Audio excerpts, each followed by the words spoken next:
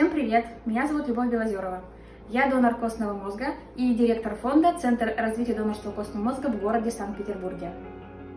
И сегодня в честь донора костного мозга мы приготовим мой фирменный праздничный торт.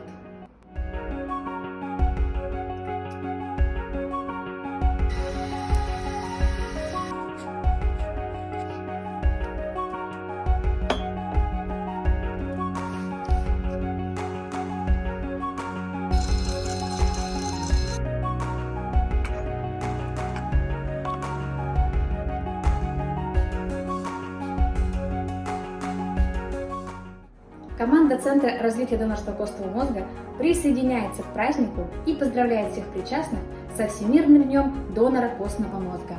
Спасибо, донор!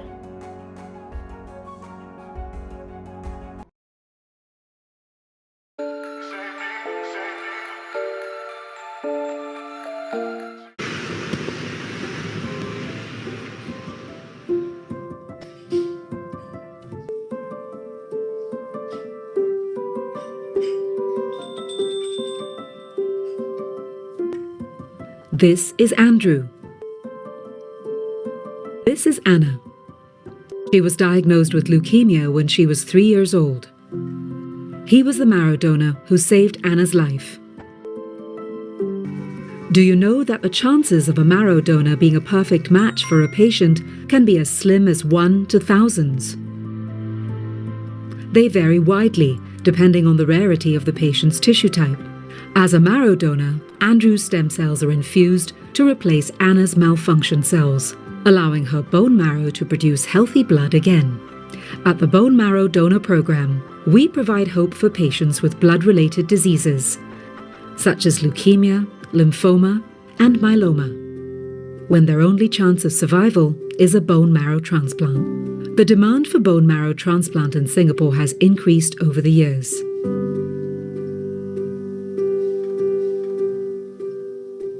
Every day, 6 Singaporeans are diagnosed with a blood-related disease.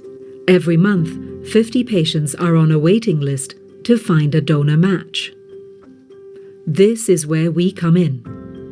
We educate and recruit donors in our register to help increase the chances of our patients in finding a match. Our staff, ambassadors and volunteers work hard to drive awareness and rally support towards our mission by partnering with the corporate, education and government sectors, as well as shopping malls and the community, to conduct talks and organize roadshows. Currently, there are more than 110,000 marrow donors in our register, becoming part of a global life-saving community.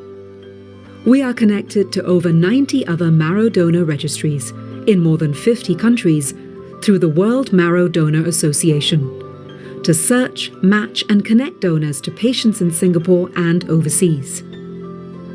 When a donor is identified as a match, we journey with them, providing counselling and support, as well as bringing our donors through their donation process, while working closely with the hospitals and transplant centres to ensure a smooth donation.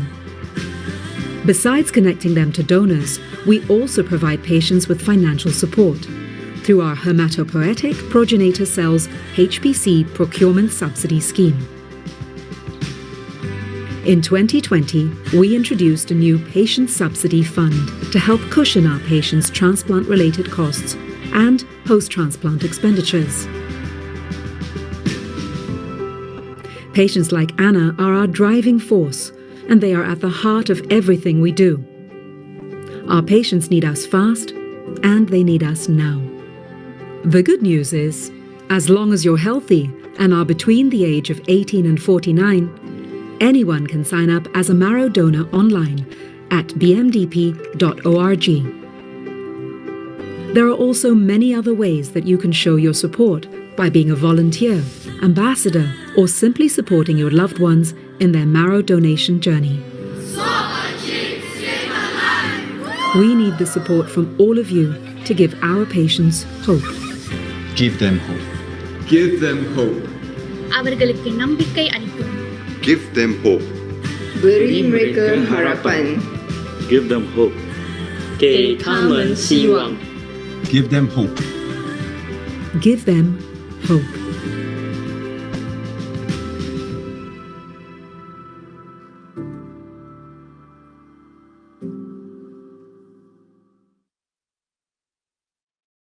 Hello everyone, and welcome to the third session of Marrow 101. My name is Angela. I'm a full-time staff with the Bone Marrow Donor Program, and I'll be a facilitator for today's session. Today's session is on a donor's perspective, did it hurt? And it's a follow-up to last week where we addressed some real-life concerns and worries about marrow donation. We also spoke about the steps taken to ensure donor safety. For this session, we are going to delve deep into marrow donation process, and we have two of our marrow donors who have been through the donation, as well as a hematologist who facilitated the donation. Throughout the session, we are going to have a lot of questions from the floor. So if you have any questions that you have over marrow donation, you can use the Q&A section located at the bottom of your screen. Any questions that you have, you just put it on the Q&A section, and at the end of the conversation, we are going to address some of the questions that you have. Without further ado, let's get started with today's topic. But first, I'd like to hear from the audience, which is you guys. I'd like to find out, based on your understanding, how many ways do you think a person can donate bone marrow?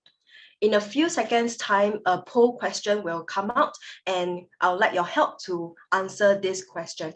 How many donation methods do you think bone marrow donation methods are?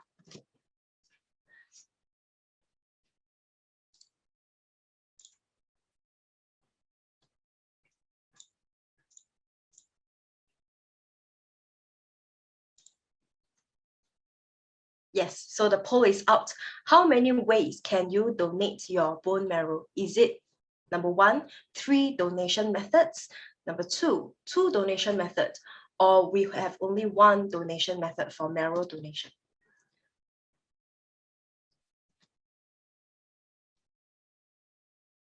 Okay, we'll give maybe a few more seconds for you to answer, and we'll review the answer shortly.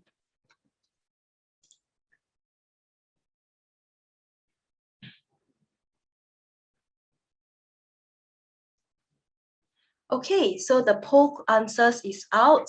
Majority of you have gotten it correct. So altogether, we have 2 marrow donation methods, and they are called the peripheral blood stem cell collection and bone marrow collection. So these are the 2 marrow donation methods we have. And of the 2, the peripheral blood stem cell collection, which in short we call it the PBSC, is the most commonly used method in Singapore as well as around the world.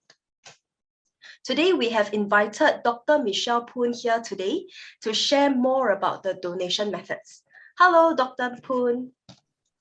Can you introduce yourself to us as well as tell us more about the marrow donation? Hello, Angela. Thanks for having me here. So I'm a consultant with the Department of Hematology Oncology, National University Hospital, and I'm one of 4 transplant physicians in the department. My interest is in treating patients with hematologic cancers and using transplantation to help them. I've actually been helping out with the WMDD for quite a few years now, and I think the main reason I've seen how they've helped my patients, and I feel like it's important for us to give back and help too. Yes, so Dr. Poon, can you also tell us more about marrow donation? What are the 2 marrow donation steps as well as the processes of it? Sure. I have a number of slides here, so I thought maybe I'll just go through this before I can take any question from the audience.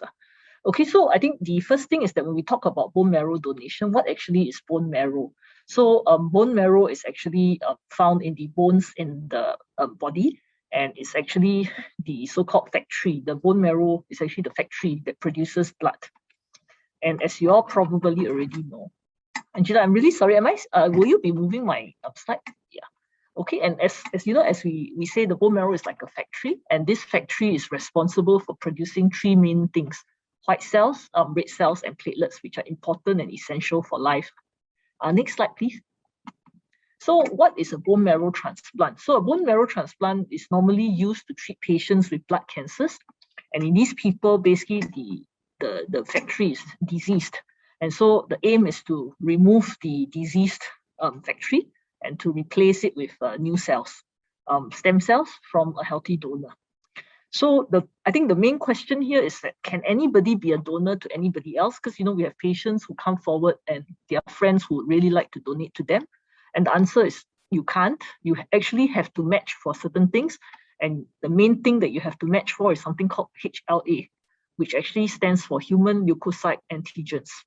So HLA are proteins on cells in the body, and basically it allows the cells to decide which are matching and to reject cells that do not match to the normal cells in the body. So in order for somebody to be a donor, they have to have HLA that are actually identical. Next, please. So a transplant means that in order to perform a transplant, you must find a donor who is actually matching for HLA. And for brothers and sisters, there is actually a 1 in 4 chance of having a brother or sister who is a match to yourself. Next, please. On the other hand, for patients who do not have a match amongst their siblings, then things become a bit more tricky, and we would have to look for a donor amongst the outside of their siblings, and that's what we call a match unrelated donor. And we sometimes joke with our patients and tell them that this is a bit like Toto or gambling, where you can actually see the different numbers, and you are supposed to match at least 8 numbers, all 8 numbers, in order for the transplant to proceed. Of course, if you can match 10 numbers, it's even better, but minimum you need to match 8 numbers. And I think the chances of finding somebody who has a complete match for 8 numbers is not easy at all. Okay, next please. And yeah, so like what I said there, you have to match at least 1 to 8, 9 and 10 is extra bonus. Okay, and the odds could be 1 to 1,000 or hundreds of thousands. And what determines that is the race of the patient and the makeup of the registry of donors. Okay, next please. So the next issue is that how does a donation process work? So obviously we will have a registry. The donors would have sent in the barcode swab and to the registry, and their typing would have been, their numbers would have been placed in the registry. So when we have a patient who needs a transplant, we basically go into the registry, we provide the 8 numbers of the patient to the registry, and then we ask the registry, we search through, a bit like fishing, to see whether there are any potential donors. If there are, then the registry will help us to contact the donor, who will then come by for verification typing. Okay, and subsequently, if they are found to be a match, then they would go for further workup to make sure that it's safe for both themselves and for the patient for them to donate. And once that's cleared, then the donor can go ahead to donate. So you can imagine it's a pretty long process. Okay, and I'm glad to see 80% of the audience actually got the fact that there are 2 methods of donation. The first method, as Angela has pointed out, is called peripheral blood stem cell collection, or PBSC for short. And because it's a mouthful, I'm going to use the word PBSC for subsequently. Okay, and what PBSC is basically it's the most common method of collecting blood stem cells, or the factory that you need to do the transplant. Next slide, please. So you can see the different steps of if you're going to donate PBSC, what happens is that first, the donor is actually given a hormone injection. And that hormone injection actually pushes the stem cells, the factory cells, from the bone marrow into the bloodstream. Next. And after 4 days of injection, when the cells have gone into the bloodstream sufficiently, we then put the donor on a machine. And this machine will basically draw blood out from the donor, and it will collect the stem cells or the factory cells, and then it will return the rest of the blood back to the donor. So we only want the factory cells or the baby cells. Okay. And what are the side effects of PBSC? It's actually very safe generally, but the side effects would include, number 1, the side effects of the injection, the GCSF, which can cause muscle ache, bone pain. Secondly, it can also cause things like headache, etc. So those are the side effects of the booster per se, the booster or the hormone injection. The next side effect is actually the side effect from the line that goes. It can be either a line in the hand or in the groin area. And as you can imagine, when there's a small needle there, sometimes it can cause a bit of bleeding, a bit of infection. So we have to watch for that. Last but not least would be the side effects from the machine. Okay, and when the donor is on the machine, sometimes they can get a bit of cramps, a bit of numbness, and that should get better after the collection is completed. Next, please. So the second method of donation is the historical method, and which is the less commonly used method, and that's called bone marrow collection, where you actually go directly to the bone marrow to collect the cells. And the difference from method one is that the donor does not need to get the hormone injection. Next slide, please. So basically this is a procedure that is done under general anesthesia. So the donor will be under general anesthesia for about 40 minutes, and basically they'll be sleeping. Then one of the transplant physicians will go into the operating theater, one or two of us, and we will basically collect the bone marrow cells directly from, it's a procedure where we put a small needle into their bone to collect cells from their bone. Okay, and the next day, and after the procedure, the donor will be observed in the hospital and can go home the next day. So the side effects is basically a localized discomfort. Some of our donors tell us that it feels like being kicked in the butt for a short while, but generally it's a bit stiff, a bit sore, and they may feel a bit tired, but they can return to normal activity in a few days' time. And most of the time when we see them about 1 week's time, they do feel well. So I think in summary, we just wanted to highlight that it's not a complex procedure, okay, and it has been shown to be safe. Okay, and most importantly is that these cells, after they are taken out, the normal cells can grow back again. So basically, the cells are taken out and the normal cells will grow back, so the donors can go back to a normal lifestyle without generally much side effects. And all the cells are replaced within 4 to 6 weeks. Thank you very much. Thank you, Dr. Poon. Yes, like what Dr. Poon has shared, for marrow donation itself, the process is very simple, it's very straightforward. And when a person is identified to be a match, then the person can actually choose their preferred donation method that they're comfortable with. So that's for the donor's perspective. What about from the patient's perspective? So for my question to you, Dr. Poon, is as the patient's physician, how do you determine which donation method is the most suitable for the patient? Correct. So I think, for us as transplant physicians, we often have two hats, either as a donor physician or as a patient physician. So as a patient physician, when we are deciding what method to use, to us, it depends on the disease factor is one of the most important factors. So let me give you an example. If I'm treating somebody with a blood cancer, hematologic cancer like leukemia, I do need the donor cells to grow quickly. I need them to fight the cancer quickly. And so for those cases, I would prefer to use PBSC or peripheral blood stem cells, because the growth of the cells, the recovery of the cells is fast, and they can fight the cancer more quickly. On the other hand, if I'm treating a patient with just a weak bone marrow, there's a blood condition called aplastic anemia where the bone marrow is just weak, then actually all I need is for the cells to grow up. I don't really need the cells to fight cancer. And so for those cases, and the worry about having cells that grow up very quickly with PBSC is that sometimes concomitantly there can be something called graft versus host disease. And graft versus host disease is important in leukemia because with graft versus host, the graft will also attack the leukemia cells and kill them. But in somebody who has a non-cancer state, then I don't need a graft versus host. I don't need a graft versus leukemia effect. I only need enough cells for the factory to produce normal cells again. And for those cases, I would prefer a bone marrow. So like when you mention about as a physician, you often have to take in two hats, both the donor as well as the patient. So what if in the event that donor's preference is they do not align, donor's preference as well as patient's preference, they do not align, then what happens? How do you solve this? Yeah, so I think the good thing about donor physician, in most transplant programs is that the donor physician is not, the patient physician is not also the donor physician. So for example, if I have a patient that I would like to do a transplant for who has acute leukemia, and say her brother or sister is a match to her, I would not also see her brother or her sister.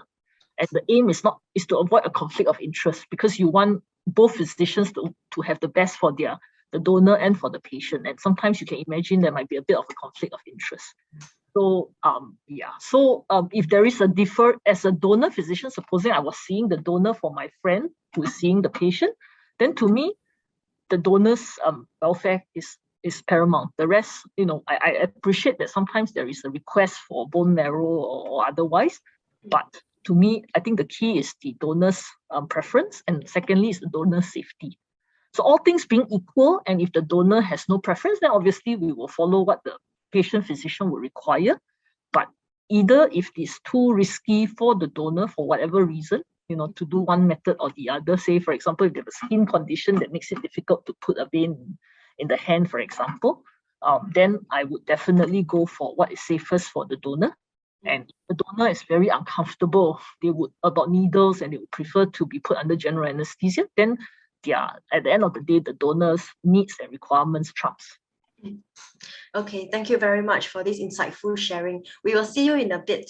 And for those of you who have just listened to Dr. Poon's sharing and you have a few more questions, please use the Q&A function. And at the end of closer to the end of the sharing, we will invite Dr. Poon back to answer some of your questions as well. Okay, before we move on to the next segment, I have another question for our audience, and it will be a separate poll, and that is after hearing from Dr. Poon about the two donation method. Let's say you are being identified as a match today. Which donation method will you choose? Is it the first one, peripheral blood stem cell collection, or the second one, bone marrow collection? Again, I'll give you a few seconds to complete the poll. And in the meantime, you can think about some of the questions you have, and then you can put it on Q&A as well.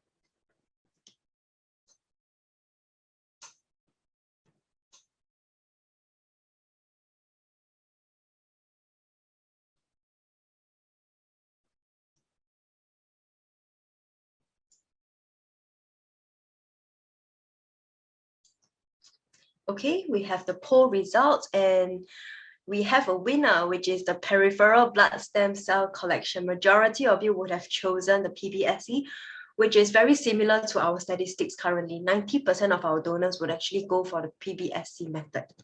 But fear not, for those who are interested to know more about BM as well, bone marrow collection. Tonight, we have our marrow donors with us who is here to share their experiences as well. Emerson and Misha, welcome them. Hello, Emerson and Misha. Hello. Hey, hi guys.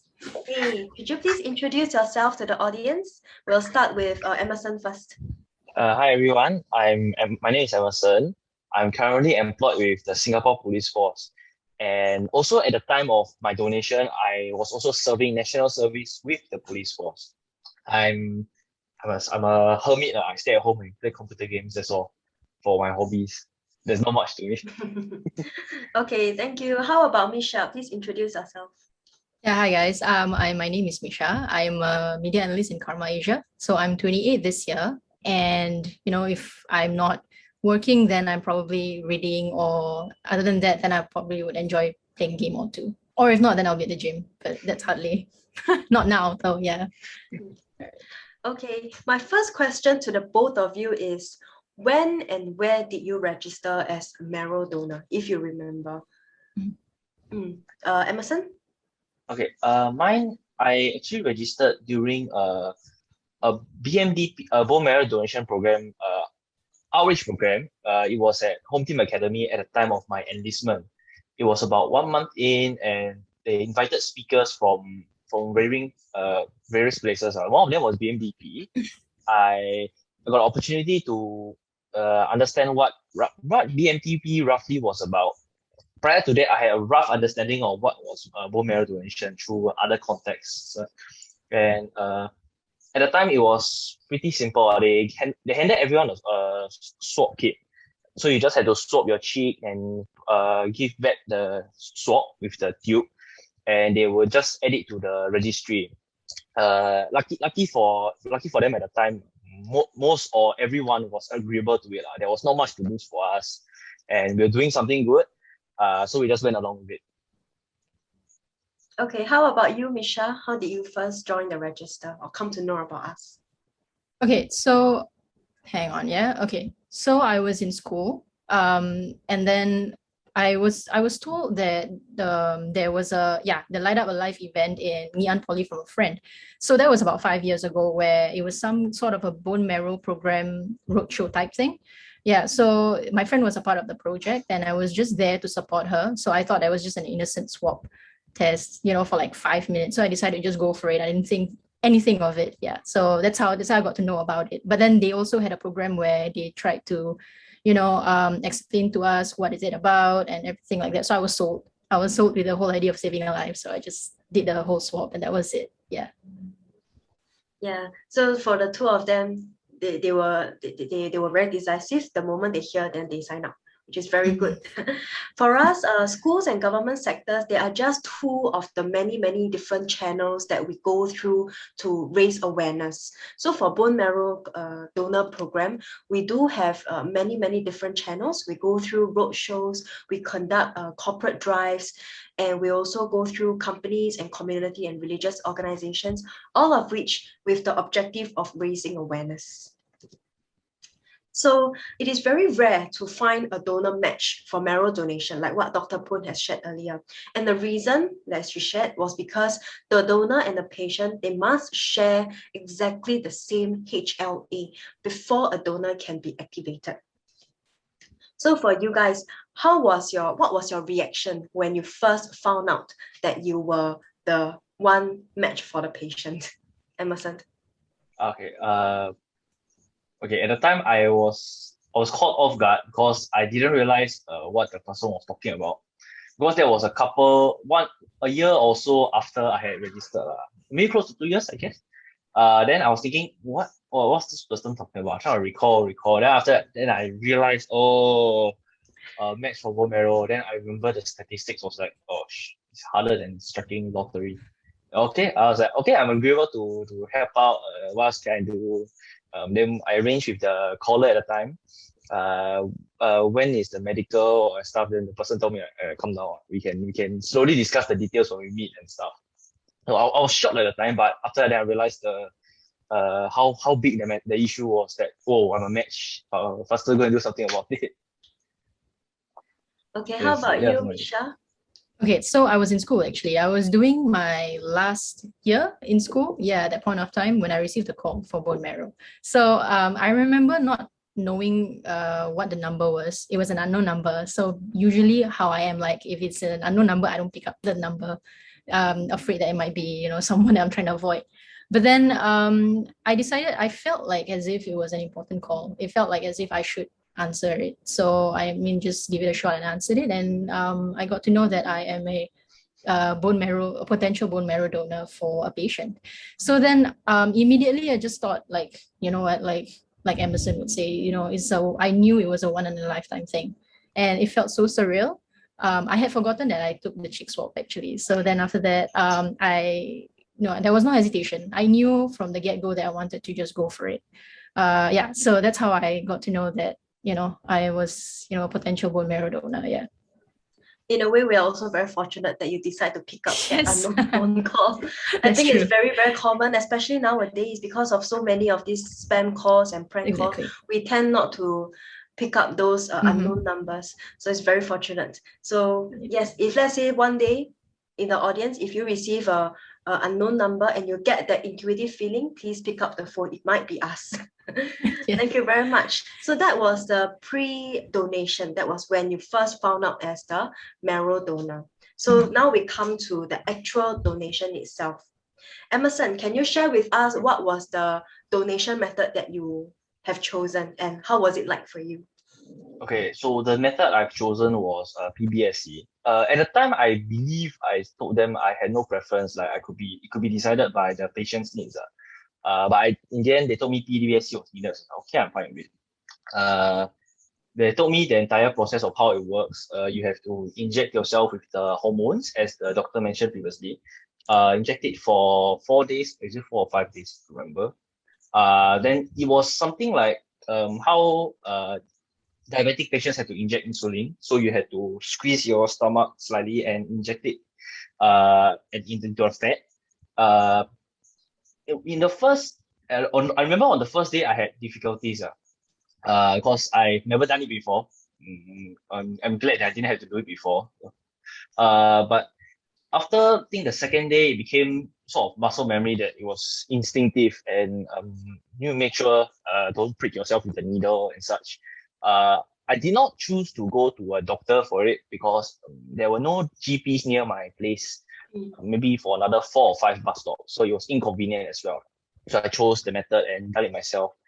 Overall, it was a welcoming experience because I have not done anything like this ever.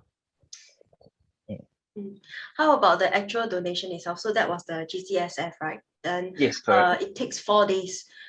You have to administer the GCSF for 4 days. And then on the 5th day, when you visit the hospital, how was the whole situation like? Situation was fine, I guess. There was a queue at the front of the hospital. Then I had difficulty entering. Once I did get to the floor, though, it was very quiet. It was there was an eerie feeling about it. So I was a bit afraid already. Until the nurses came out and they asked me who I was and what was I doing. I identified myself with my documents. Then they said, "Oh, okay." They led me to the ward, and we didn't immediately start the blood transfusion process. They made sure I was comfortable. They made sure I understood what I was doing. Verified all my details and such. Then after that, then I changed into the when you're warded, you change to a particular outfit. After that, then I sat on. Yes, we were waiting for the doctors and the specialists to arrive. To make sure everything was really good to go before they've done anything.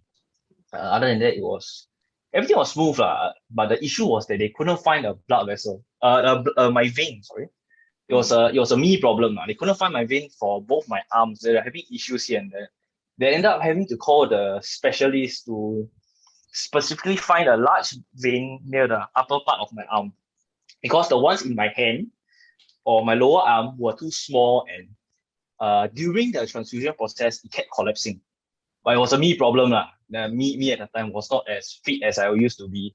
So yeah, that was the only speed bump that we encountered. Thankful. After that, it went smooth sailing for the entire thing. This only occupied about the first quarter of the day. This was the only bad thing that happened. Lucky. Quite lucky. Don't worry, veins collapsing is not your problem. Sometimes it can happen to donors as well. During their donation, then sometimes when the veins collapse, so that is when the blood, it cannot flow through smoothly into the needle. So this will result in swelling. So the swelling is temporary, but usually the nurses, they will immediately remove the needle, like what you have experienced. Immediately they remove the needle, then they will pause the donation. Then they will wait for a while and reinsert the needle into a separate vein, a different vein. So which is why a specialist was called to find another vein for you, correct? Right. So usually these problems, which is why before the donation itself, donors, they are required to go for the full body checkup, which is the workup session that Dr. Poon was sharing earlier. Because during that time, that is when the nurses, they will access the veins, and then they will identify what are some of the suitable veins that they can use for each of the arm during the donation, in case something like this happens, in case like veins collapses like this happens. So a lot of times nurses and doctors, they do a lot of this backup preparation just in case that they face these kind of issues. Yeah, so don't worry, it's really not your issue. Okay, can I have as well Misha? Misha, you have chosen a different donation method, right? Can you share with us? How was it like? Yeah, so I chose the bone marrow collection method. So it's the one with the surgery, going inside the surgery, operating theater. So the reason I chose the method was because I think at that point of time I was in school, as I mentioned, so it was a lot more convenient for me due to the time constraint and work and school at the same time. Yeah, so at that point of time, when I chose the donation, I also wanted to, experience it, because I think that knowing me, I don't think that would happen again, going inside the operating theater, hopefully. So so I decided to go with that because of the convenience, and also at the same time I needed to kind of experience the journey. Yeah, so yeah, that's why I chose that preferred method of donation. That's you in the picture, right? That's after the donation. Correct, that's me after the donation. Correct. How was it like, the donation process? So the donation process was very smooth sailing. Actually, it was very fast. So prior to the day where I had to get the donation, I had to fast like 12, 24 hours. Yeah. So then after that, when I went in, it was also it was because it was in the morning. I had to reach there at about 7 a.m. So it was also very eerie. It's very quiet. And then I gave my details, and then they went through my details, and they told me to go to my ward and everything. There was always assistance at every step of the way, so to make sure that I was okay. But then it was very welcoming, because as I was coming in, like the nurses and the ones that know that I was going for the donation, they were congratulating me. They were saying, you're doing a good thing at the point. So maybe it's also reassuring to know that I will be donating for a patient. Yeah. So then I got to the ward, and then after that I changed to the gown, and then they told me to relax, and then after that off I go. They kind of wheeled me in the operating theater, and then so from then on they kind of collected it. Yeah. And this was your first time, just now you mentioned about operating theater, also Yes. your first time doing the GA. The first time, yes, procedure. correct. Yeah. How was it Yeah. for you? If you must pick up one thing, right, that you remember from the whole donation experience, what would it be for you? Honestly, what I would pick out is that it's so incredible how the GA works, because when they are putting me under to sleep, it was so comforting, because the surgeons were kind of like distracting me of the fact that I was going to be put under GA. So they were talking to me about school, about work, and then after that, it's just like sleeping. It's just the same as when you're falling asleep. Yeah. So that duration of when I was under GA, I couldn't remember anything. That period of my life is like blank. So what I could pick up from there is just that it's a very different feeling. It's also very humbling, knowing that I have to go through all of this just to save a life. It is very worth it. Yeah. So if anything, I'll pick that out of that. Like, I don't mind going under it again just to do this again, Yeah. Thank you very much for sharing, both of you. And we are just going to show a picture of how the peripheral blood stem cell collection, how it looks like. I think earlier on we have already shared. Then, yes. So this was Joey, our ex-national bowler, who's also our marrow donor. And this was her doing the PBSC method as she is studying for her exams. So yes, for Emerson's method, which is the PBSC, basically they're hooked up on two arms, but otherwise they're mobile and they're able to do their own thing as well. Okay, so that's for the donation method itself, the actual donation. Now we move on to talk about the post-donation. I think a lot of us in the audience today, they will be very keen to know what are the side effects that you guys have experienced during the donation or even after the donation. Maybe Emerson, you can share. Okay, at the time, what I believe is that there were no immediate side effects from the donation itself. The only side effect was during the injection of the hormones, where there was a bit of a back pain, so that was fine. Post donation, there really wasn't anything that went wrong. I was sent for a medical checkup a month after the donation. That went fine. According to the doctor, the blood test was normal. I felt fine. Because blood tests can only give so much information. The best information you can get is from the patient itself. How do you feel and such? So I felt fine. There was nothing wrong per se, and BMDP staff did regularly check in on me every month, and then a couple weeks after that as well, to make sure really everything was fine. How long did it take for you to return to your normal routine? So after the donation, do you go back to work immediately or? Oh yes, because the donation, the extraction ended at about 8 or 9 plus in the night. But the following day I did just immediately went back to work because there was nothing hindering me. I felt perfectly fine to work. Okay, thank you very much. How about Misha? How was what were some of the side effects that you experienced after the donation? All right, so my back was a bit sore, but stiffness and sore. But other than that, nothing else really. It's just a bit of like, probably if you kind of like do like a very, huge workout, and then you get a sore, but that's it. And then just like Emerson, I think about like two days later, everything was fine and I could go on about my day. So it's just a slight sore, not so much headache. I didn't get a headache. I didn't get any other side effect other than just soreness. Yeah. Just the backaches and the soreness. Just the backache. Yeah, correct. Yep. Okay.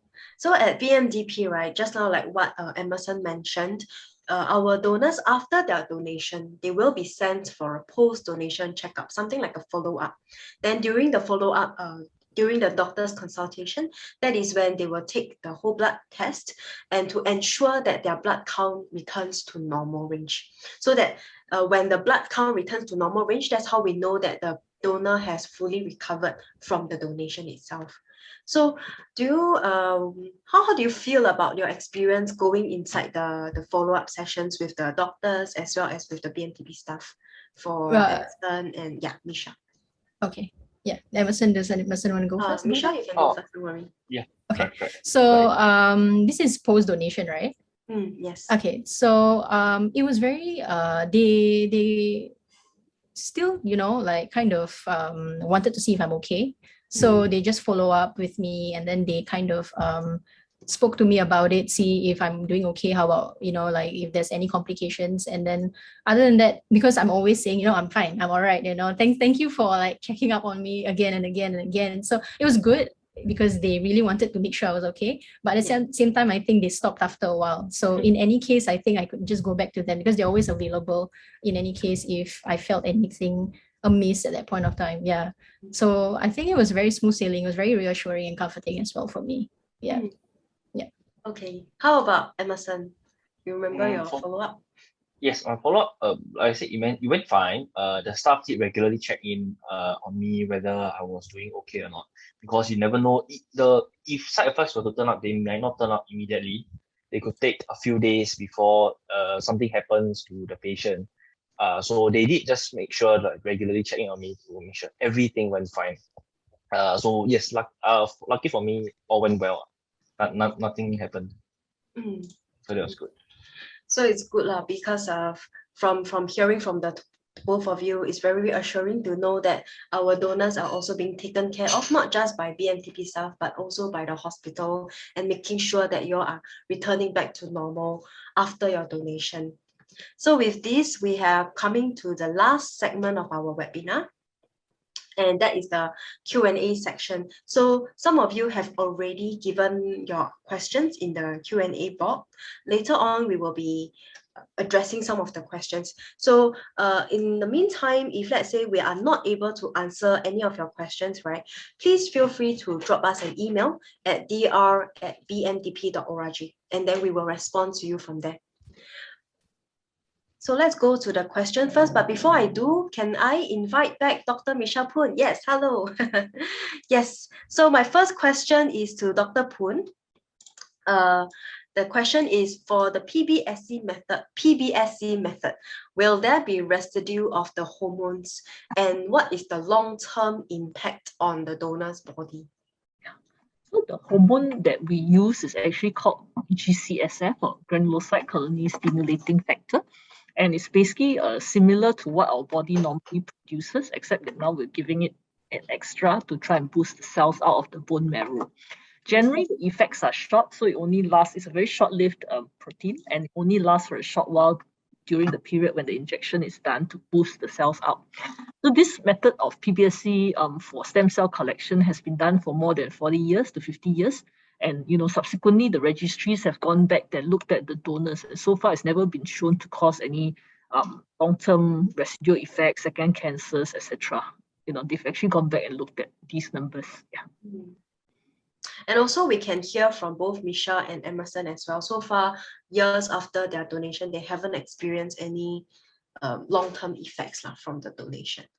Okay, for the second question, of the patients seeking the donors, what are the stats, like a percentage, needing a PBSC compared to a BM method?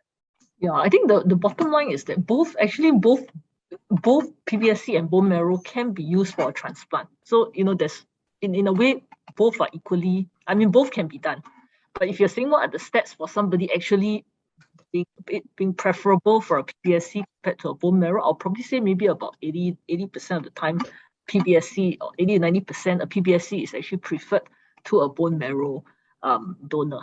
But in the event that the donor only wants to donate bone marrow, that's also fine. Okay. And there's a question as well, if I am donating by PBSC to a aplastic anemic patient, will there be risks or complications to the patient? I mean, if I were the patient physician, I would try to look for somebody who would donate bone marrow. The reason being that I really don't need the graft versus host disease that might happen, which is at a higher risk with PBSC compared to bone marrow. And, because it's not a cancer, I don't really need that graft versus leukemia effect. So I don't need that graft versus host disease complications that may happen. But if there are no other donors, then the honest truth is the PBSC will be welcome, because otherwise the patient might still die because they have lack of blood counts and they'll get infections and die. So if you look at it that way, I think it goes back to how many, if I can choose, then obviously I'll try and choose somebody who donates a bone marrow. But if there is no other option, then definitely PBSC would be warmly welcomed. Anything to get the bone marrow to start working again. Okay, thank you very much. My next question is to Emerson and Misha.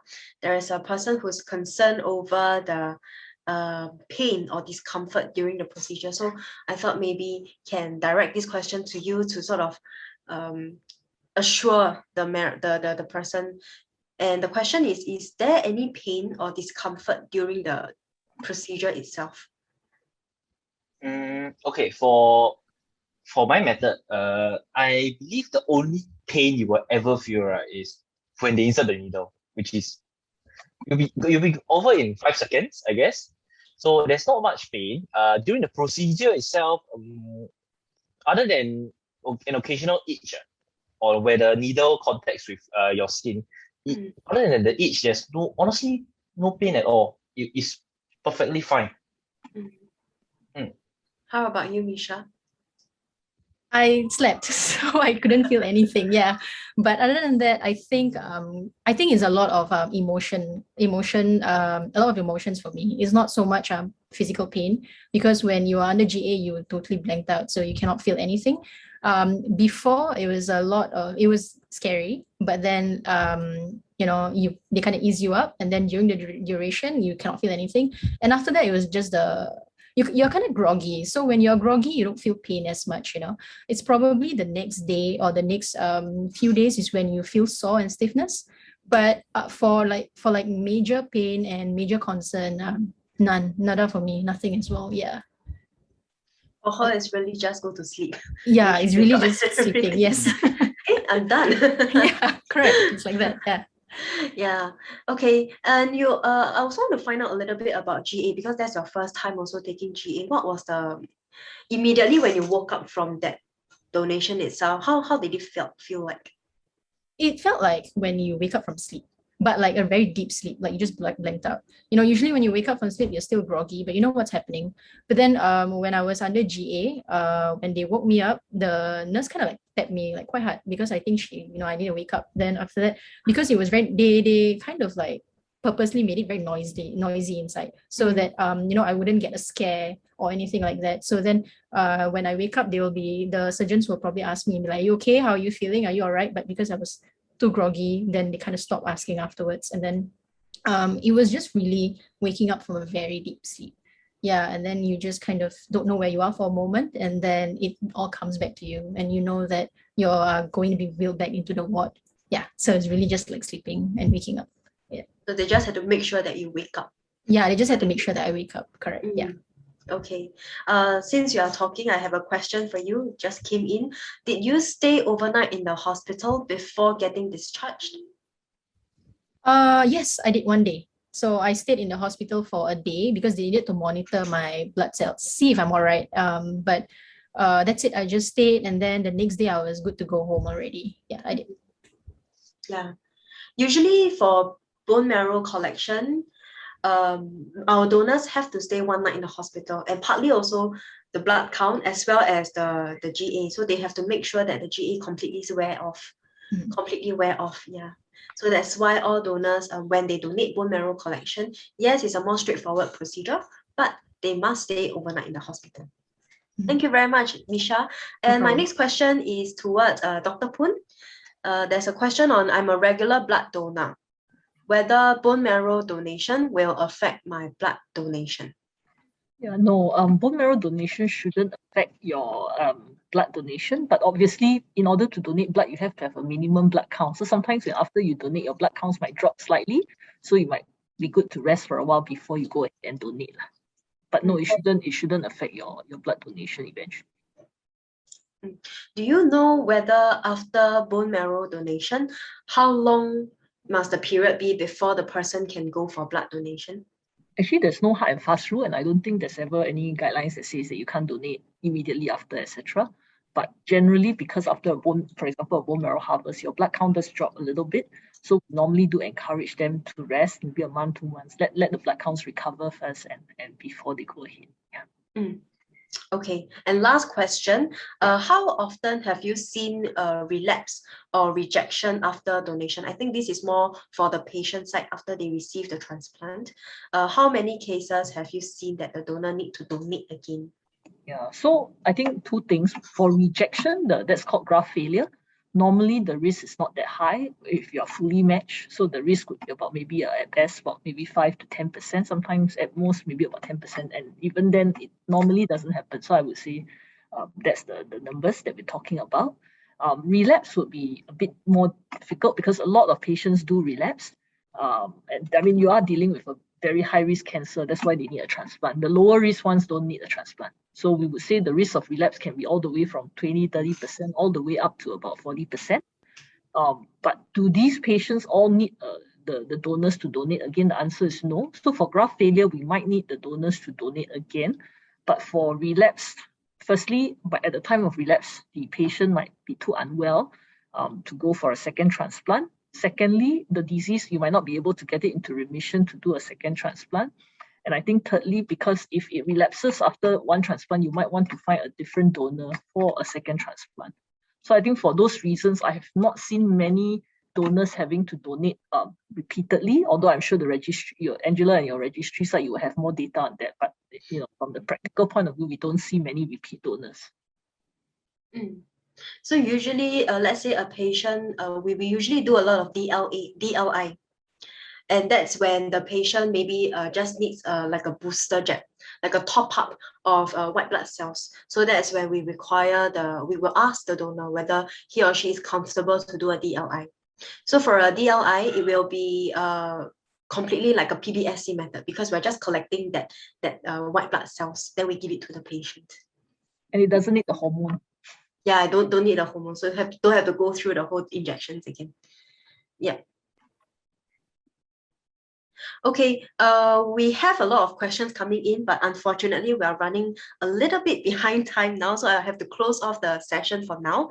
But please keep the questions coming because we will definitely answer them one at a time. And if let's say after the event, after the session, you have more questions, you can always email us dr@bmdp.org. Okay, so for now, I would like to close off the session. But before I do so, I would just like our speakers to give like a one-word message. And that is like, what would you like to share with our viewers who are currently not registered? That means they are like sitting on the fence. Maybe they are thinking of whether they should register as a marrow donor. What do you have to say for them? Maybe Dr. Poon, this time you can start first. Thank you. So I think, as a physician who manages patients with hematologic cancers, I can say that bone marrow transplant is life-saving.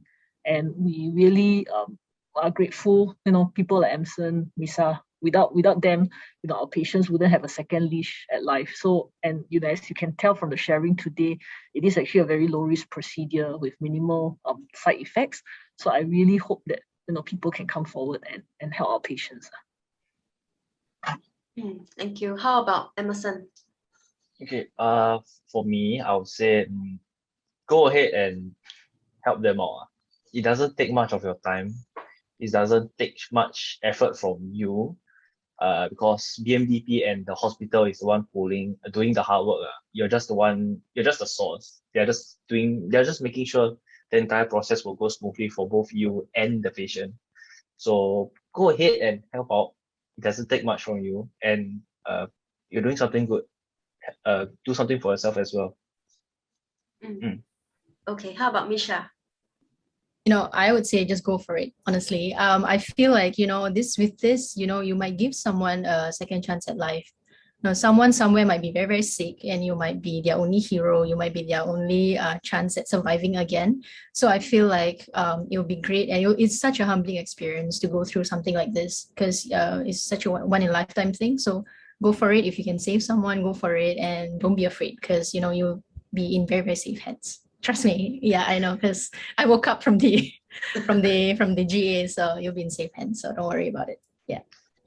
Yes. So for everyone out there, really, it just takes a simple cheek swab to be able to potentially save a person's life. Like for myself, I have been on the register for a few years now, but I haven't received a call. Still waiting for that call, but don't know whether it will happen, but I'm gonna wait for it. Okay, thank you very much for our 3 speakers today. I think you have given us a very, very insightful sharing, be it your experience or also your knowledge sharing about the 2 donation methods and also how you facilitate the whole donation. I think it's very, very insightful and definitely useful for our audience as well.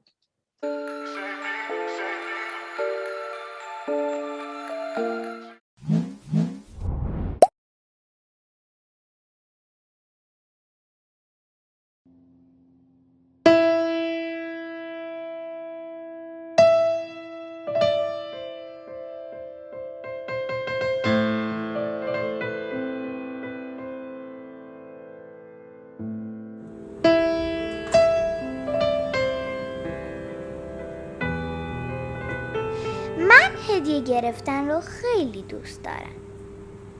اصلا جشن تولد رو برای کادو گرفتن دوست دارم.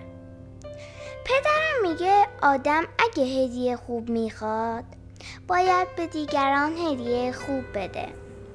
میگه از هر دست بدی از همون دست میگیری.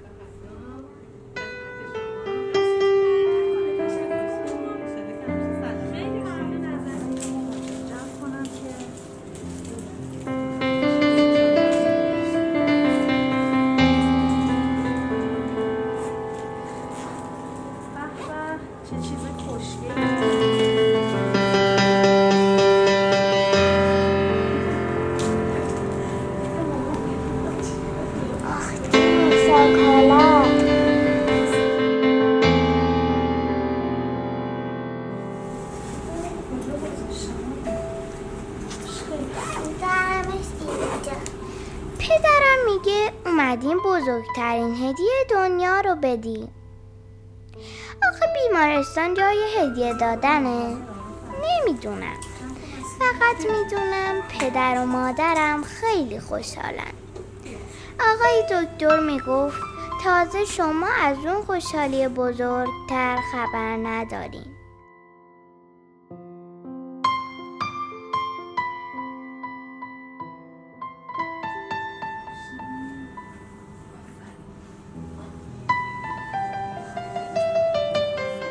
مامانم قول داره این دفعه آخره. یه قرار خوب بشم. نمیدونم چطور. من از حرف این دکتر رو سر در نمیارم. فقط میدونم مادر این دفعه خیلی خوشحاله. خیلی امیدواره. میگه یکی پیداش رو احضار کرده. گفتم چی؟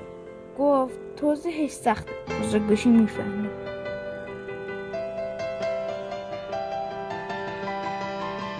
مامانی گفت فقط اینو بدون یکی به تو هدیه داد. یه هدیه خیلی بزرگ.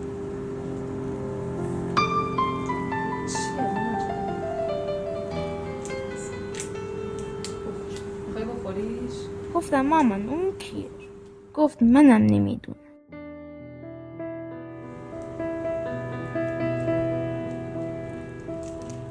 خیلی دلم میخواد از اون کسی که این هدیه خیلی بزرگ رو به من و خانواده‌ام رو تشکر کنم.